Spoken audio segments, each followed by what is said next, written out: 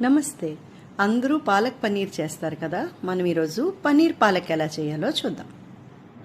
ముందుగా కడాయి వేడి చేసుకొని అందులో 1 స్పూన్ ఆయిలు, 2 లవంగాయలు, 1 ఏలక, చిన్న దాల్చిని ముక్క, 1 స్పూన్ జీలకర్ర, 2 పచ్చిమిరపకాయలు వేసి వేగాక 1 పెద్ద ఉల్లిపాయని ఈనెలుగా కోసుకొని ఉప్పు వేసి వేయించాలి.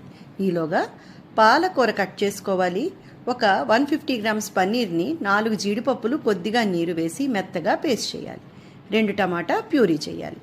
ఉల్లిపాయ వేగాక అల్లం వెల్లుల్లి పేస్ట్, పసుపు, కారం, ధనియా పొడి వేసి కొద్దిగా నీరు యాడ్ చేసుకొని మసాలాలు మాడకుండా వేయించుకోవాలి. తర్వాత టమాటా ప్యూరీ వేసి ఆయిల్ తేరినంత వరకు వేయించాలి. ఆయిల్ తేలేక సన్నగా కట్ చేసుకున్న పాలకూరను వేసి బాగా కలిపి మూత పెట్టి 10 నిమిషాలు ఉడికించుకోవాలి. మధ్య మధ్యలో చెక్ చేయాలి. పాలకూర ఉడికిన తర్వాత ముందుగా పేస్ట్ చేసుకున్న పన్నీర్ జీడిపప్పు పేస్ట్ వాటర్ వేసి కలిపి ఉడికించుకోవాలి.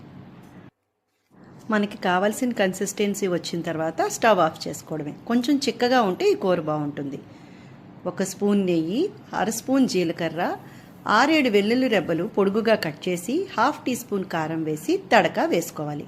ఈ తడక అనేది ఆప్షనల్. ఇది రోటీతో పూరీతో చాలా బాగుంటుంది. Thank you.